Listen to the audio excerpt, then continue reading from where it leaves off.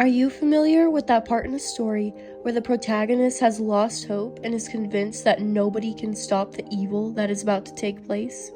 It goes by many names: the death and rebirth, the abyss, the ordeal, or my personal favorite, the all is lost phase. Because that's exactly how it feels. It feels as though no solution exists. But no matter how dark the story gets, there is always another chapter. I grabbed my pen and decided that I was going to be the author of my own story. This next chapter I would write would be my transformation. I'm Meg, and 6 months ago, in the midst of my all is lost phase, I opted to change the course of my story. I decided I would backpack Havasu Canyon with no experience, no one to accompany me, and very little time to prepare. Though it scared me to embark on such a daring hike, I thought about the woman I used to be and how fearless she was. I wanted to be her again. So I was.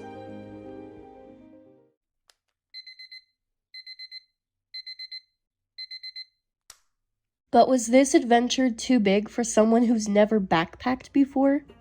Would my lack of experience cause me to make a fatal mistake? Or, the more important question, could this really change my life?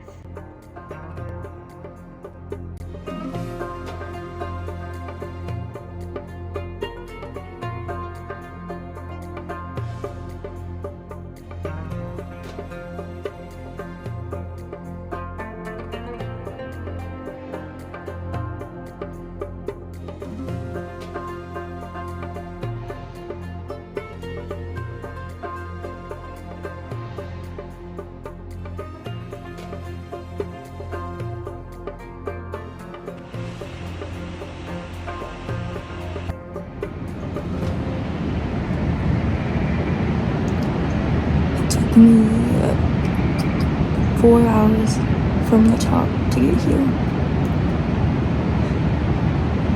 and I'm so tired. Everything hurts. I was gonna explore, but everything hurts.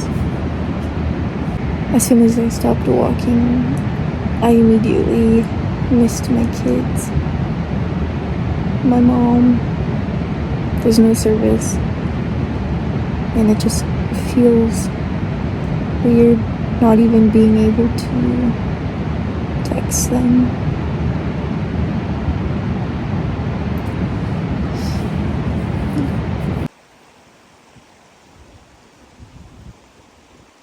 Day 1, I feel really lonely.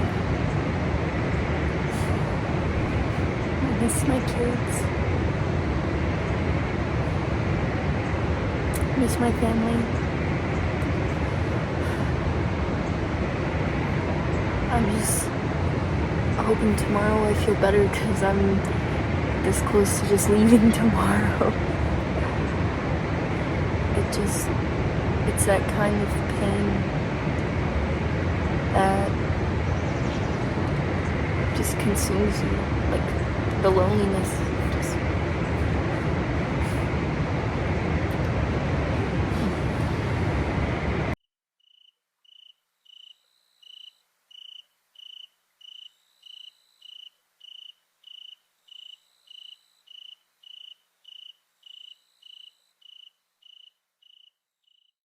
it's day 2, and I'm really tired, so I'm gonna make some coffee. With my mind set on following the adventure, I seem to have forgotten yesterday's feelings of loneliness. As I approached the trail that descended even deeper into the canyon, I was greeted by many warning signs. The challenge excited me, and I continued past them. Then, I finally saw it. Mooney Falls. It was a sight I had set my heart on 10 years ago, and now, here I was, finally brave enough to chase it.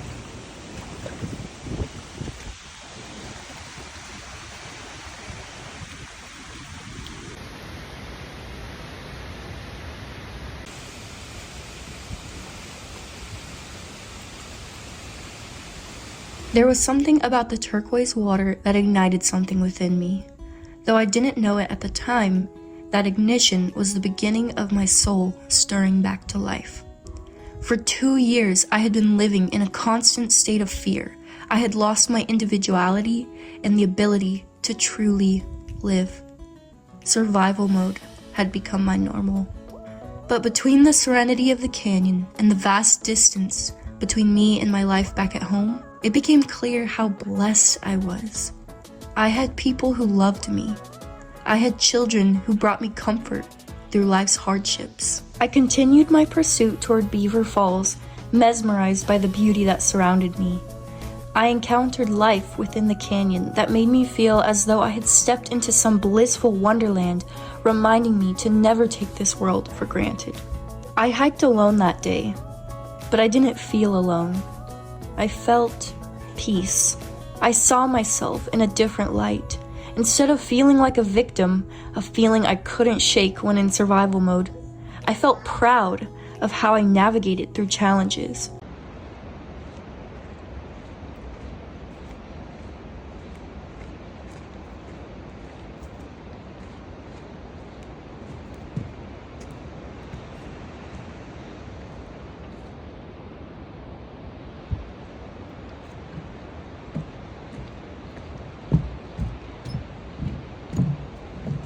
I hate that bridge. It's so sketchy. And just how I overcame challenges on the trail, crossing questionable bridges, climbing slippery ladders, getting soaked in creek crossings, I overcame challenges that appeared in my day-to-day. I was here, Beaver Falls, and in my mind, I had prevailed in proving to myself that giving up was never the answer. The more time I spent in the canyon, the more I changed.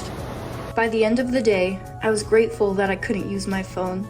Instead of scrolling through social media, comparing myself to others, or binging my favorite TV show as I ate, I just lived.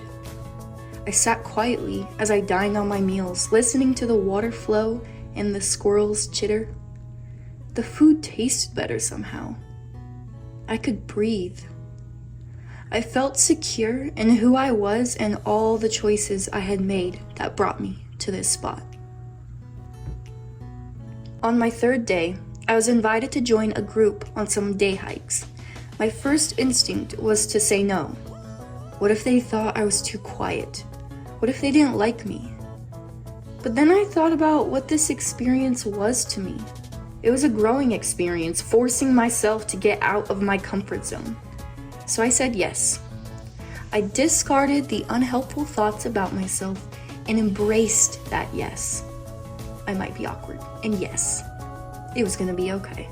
And God, did I have fun. This group of new friends I had acquired welcomed me with such friendliness and made me feel included. On the 4th and final day, they invited me to hike out of the canyon with them.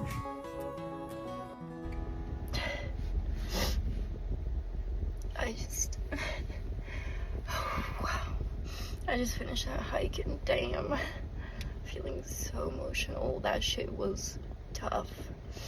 And I had to seriously, the whole time, just tell myself, like, I can do this, you're doing it, you're almost there. Because it's so easy to just tell yourself that you're not gonna make it and that you're not strong enough. It's so easy to just stop 1,000 times and just look and see how far you still have to go. It's exhausting. But I kept pushing and I finally got to the top and I'm proud of myself. That shit was tough. The toughest thing I've ever done. Carrying a backpack that's 1/3 of my weight. It was quite the incline at the end. I made it. I'm alive. And I'm excited to go home. Damn. Tears flowed down my cheeks for several minutes. Tears of pride, tears of accomplishment. This had been way more than a hike to me. It was the journey I needed to wake my soul up. I was alive, both in body and spirit. Havasupai taught me that humans are resilient. The climb back to the rim taught me to keep going, one step at a time. It would be so easy to quit, but I knew I was close. And I like to think that my future self is cheering me on, seeing how close I am to finding joy and praise for me to keep going.